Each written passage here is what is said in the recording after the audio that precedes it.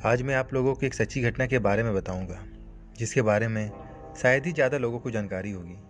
इस कहानी में 3 मुख्य किरदार हैं। नंबर 1, लारा लिंग, जो कि अमेरिका की एक पत्रकार और लेखिका थी। लिंग का जन्म 1 दिसंबर 1976 को हुआ था और लिंग university of California Los Angeles से ग्रेजुएट थी। लिंग ने करंट टीवी, CNN जैसे न्यूज़ चैनलों में काम किया था और फिर नेशनल जियोग्राफिक के एक्सप्लोरर नाम की डॉक्यूमेंट्री सीरीज के लिए काम करने लगी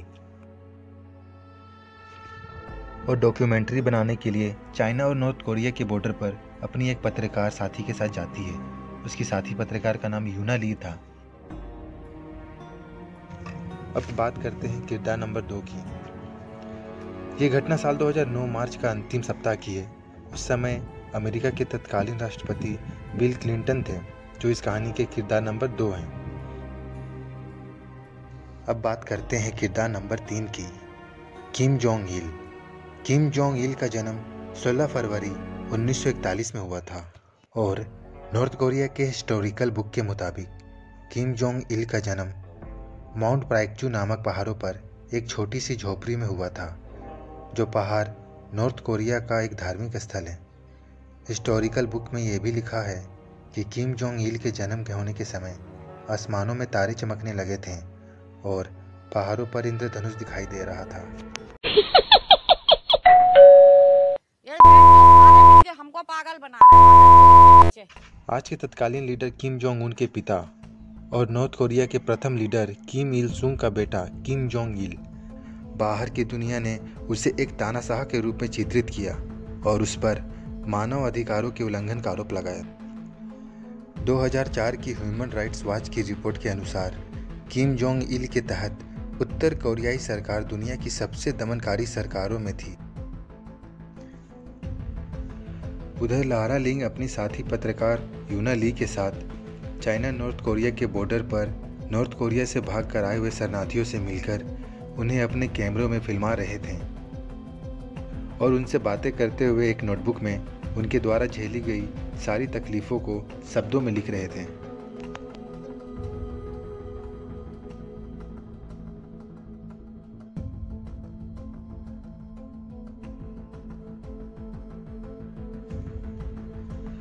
इस काम को लारा लिंग और यूना ली चाइना और नॉर्थ कोरिया की सीमा पर अंजाम दे रहे थे, जिसे नॉर्थ कोरिया के गार्ड ने देख लिया और फिर लारा लिंग और यूना ली को पकड़कर खींचते हुए सीमा के अंदर ले गए और उन्हें कैद कर लिया।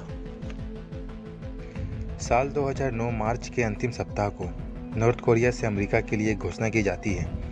2 अमेरिकी पत्रकार अवैध रूप से नॉर्थ कोरिया की सीमा पर देश की आंतरिक गतिविधियों की जासूसी करते हुए पकड़े गए हैं। ये खबर आने के बाद 3 मई साल 2009 को नॉर्थ कोरिया द्वारा आधिकारिक तौर पर घोषणा की जाती है।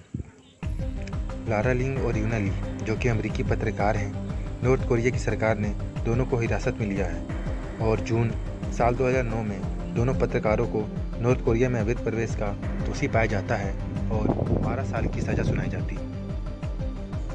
ये खबर यूनाइटेड स्टेट अमेरिका में जंगल में लगी आग की तरह फैल जाती है और दोनों पत्रकारों की रिहाई के लिए पूरे अमेरिका में प्रोटेस्ट शुरू हो जाता है, जिससे अमेरिकी दूतावास में हलचल तेज हो जाती है और दोनों पत्रकारों की रिहाई के लिए अमेरिकी सरकार पर दबाव बनाया जाता है। लारा लिंग की बहन लीसा लिंग सरकार से इस मामले को बातचीत द्वारा हल करने की मांग करती है और अमेरिकी लोगों का इस बात पर समर्थन भी मिल जाता है।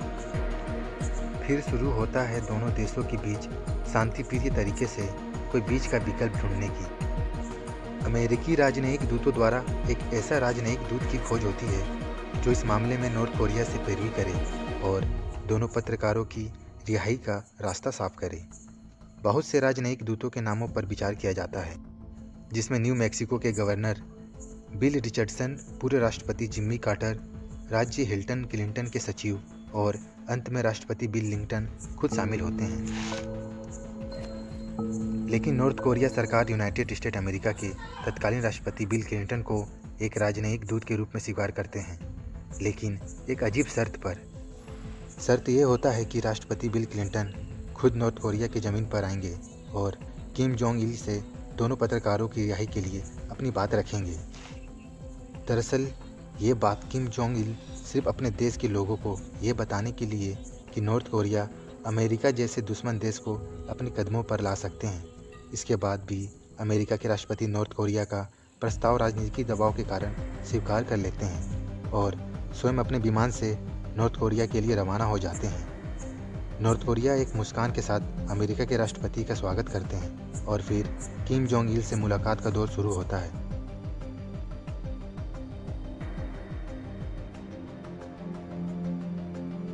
इतने राजनैतिक उतार चढ़ाव के बाद दोनों पत्रकारों को रिहा करने का आदेश दिया जाता है। दोस्तों, आपने शायद ही कभी कोई देश द्वारा दूसरे देश के नागरिक को रिहा करने के बदले ऐसा अजीबोगरीब शर्त रखते हुए देखा होगा।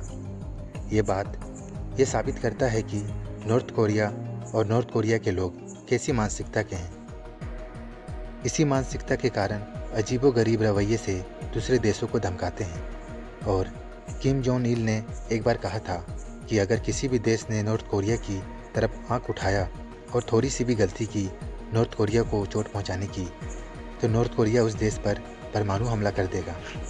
अब तत्कालीन शासक किम जोंग उन अपने पिता के ही रास्ते पर चल रहे हैं, जो दुनिया में दूसरे देशों के लिए किसी सरदर्द से कम नहीं। दोस्तों, आज की कहानी का अंत करते हैं और उम्मीद करता हूँ कि आपको ये सच्ची कहानी पसंद आई होगी। अगर अच्छी लगी हो तो कमेंट करके बताएं और कोई भी सुझाव साझा करना चाहते हैं तो आपका स्वागत है। धन्यवाद। जय हिंद।